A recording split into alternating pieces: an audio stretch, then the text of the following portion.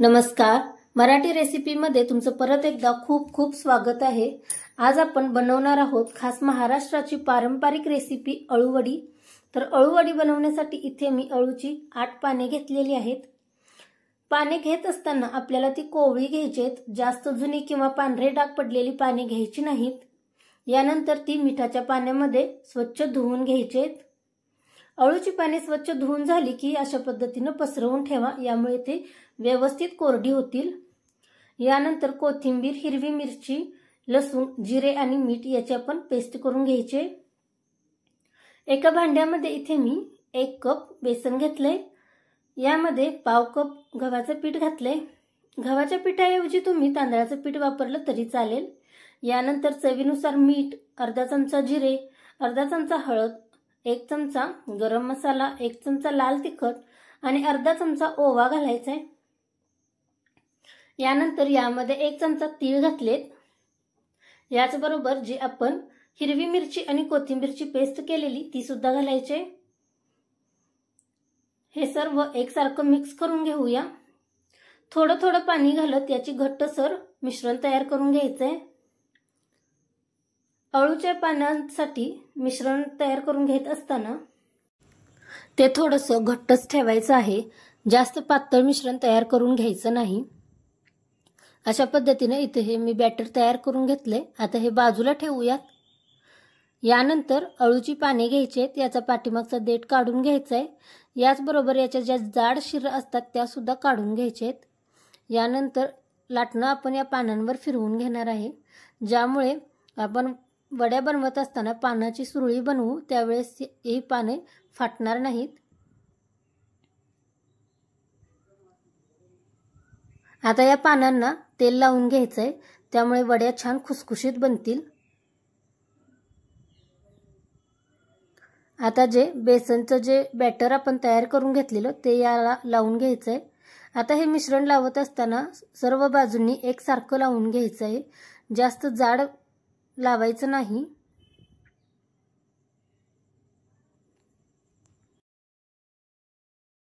जर या मिश्रणाचा लेप तुम्ही जाड लावला तर वड्या व्यवस्थित शिजणार नाहीत। यानंतर यावरती दुसरं पान ठेवायचंय, त्याला सुद्धा तेल लावून घ्यायचंय आणि वरून तयार केलेलं हे बेसनचं जे बॅटर आहे ते लावून घ्यायचंय। लक्षात ठेवायचंय सर्व बाजूंनी एकसारखं लावायचं आहे हे बॅटर। यानंतर यावरती मी परत एकदा पान ठेवलेलं आहे, याला सुद्धा तेल लावून घेतले आणि यावरती आपण हे बेसनचं जे बॅटर तयार करून ठेवलेलं ते लावून घ्यायचंय। 3 ते 4 पानच इथं आपल्याला वापरायचे आहेत, जास्त जाड वड्या करायच्या नाहीत। आता हे बेसनचं जे मिश्रण आहे ते वड्यातून बाहेर येऊ नये यासाठी आपल्याला दोन्ही बाजूंनी ही पाने आहेत ते आतल्या बाजूला दुमडून घ्यायचे आहेत।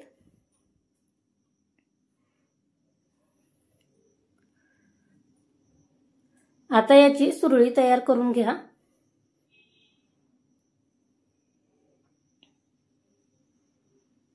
अशा पद्धतीने तुम्ही पानांची सुरळी केली तर आतील मिश्रण बाहेर येण्याची शक्यता कमी असते।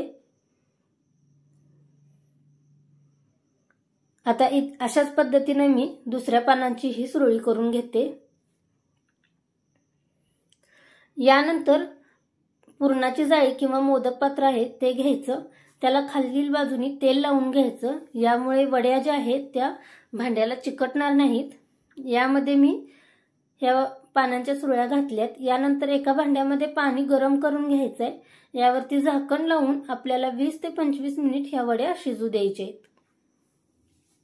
वड्या छान शिजल्यात।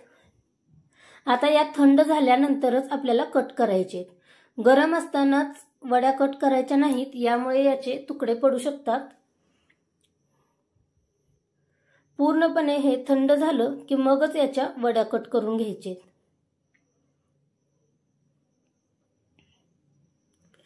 अशा पद्धतीने बघा किती छान वड्या कट करून झाल्यात। आता आपण या तळून घ्यायच्या आहेत। वड्या तळत असताना गॅसचा फ्लेम मध्यम ठेवा, पण तेल छान गरम झालेलं असावं।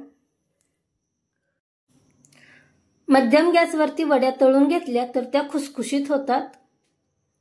तर ही होती आजची अळूवडीची रेसिपी। ही रेसिपी तुम्हाला कशी वाटली हे आम्हाला कळवा। त्याचबरोबर व्हिडिओ आवडला तर लाईक करा, शेअर करा। त्याचबरोबर आमच्या मराठी रेसिपी चॅनेलला सबस्क्राइब करायला विसरू नका।